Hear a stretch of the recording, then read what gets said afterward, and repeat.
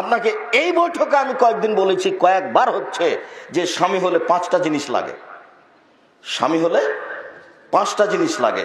এক, আমি অনুবাদক, আল্লাহ রসুল বলছেন ফাকসুহা মাক্তাসাইতা, যে মানের কাপড় পরো তুমি সে মানের বউকে পরাবা। আতেমা মাতা এমতা, যে মানের খাও তুমি বউকে সে মানের খাওয়াবা। অলা তুকাব্বে, বউকে কখনো কটু কথা বলবা না। ও হচ্ছে শান্তির জিনিস, ও হচ্ছে তৃপ্তির জিনিস, ওকে মারতে হয় না। ও যে তৃপ্তির জিনিস এ কথা আমি বলিনি, এ কথা আল্লাহ বলছে। আল্লাহ বলছেন যে আমি ওকে সৃষ্টি করেছি লেতাসকুনু ইলাইহা, তুমি যেন সেখানে শান্তি পাও, তৃপ্তি পাও। পৃথিবীর কোনো বাড়ি ঘর বিল্ডিং খাদ্য পানি কোনো জায়গাতে তৃপ্তি নাই, এখানে যত তৃপ্তি আছে এ কথা আল্লাহ বলেন, আমি বলিনি। তো তাকে কটু কথা বলবেন কেন? টাকা দিতে দেরি করলে তাকে পিটাবেন, বাড়ি থেকে বের করে দিবেন, শ্বশুরের কাছে টাকা যাবেন, গাইছে বোকা ছেলে, শ্বশুরের কাছে টাকা চাও কেন? তোমাকে আমি ভিক্ষা করে খেতে বলেছি। ভিক্ষা করে খেতে বলবো কেন?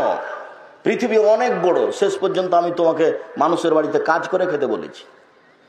গাজীপুরে বাড়ি, 1 শতক জমির দাম কোটি টাকা, ভিক্ষা করতে হবে কেন? ব্যবসা করে খাও। গাজীপুর মানে ঢাকা শহর, গাজীপুর মানে হচ্ছে আপনার ফ্যাক্টরি, গাজীপুর মানে বিভিন্ন ধরনের ব্যবস্থাপনা আছে রুজির। হিসাব নিকাশের বাইরে জমির মূল্য। ভিক্ষা করে খাবেন কেন?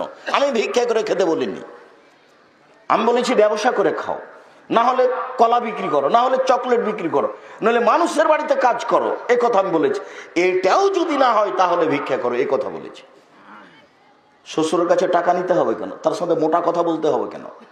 শ্বশুরের সাথে অভদ্র কথা বলতে হবে কেন? শ্বশুর তোমাকে মেয়ে মানুষ করে তোমার কাছে তুলে দিয়েছে, এটাই তো অনেক, তুমি তার শুকরিয়া আদায় করো।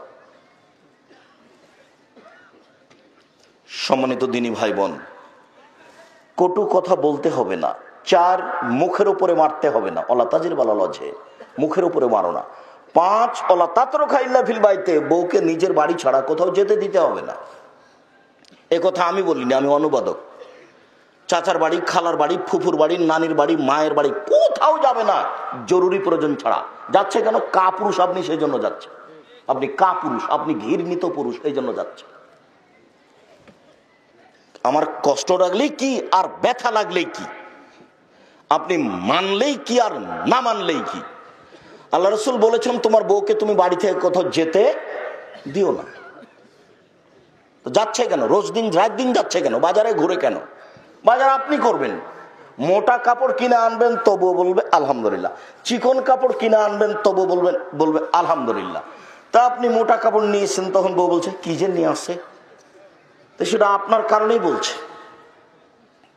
ওর বুদ্ধি কম, আপনি তাকে বুঝান, দেখো আমি যেটা নিয়ে আসবো সেটা তুমি সাদরে গ্রহণ করিও, তুমিও শান্তি পাবা, আমিও শান্তি পাবো। কিন্তু যাওয়ার সময় তোমার পরামর্শ থাকতে পারে, যেটা নিয়ে চলে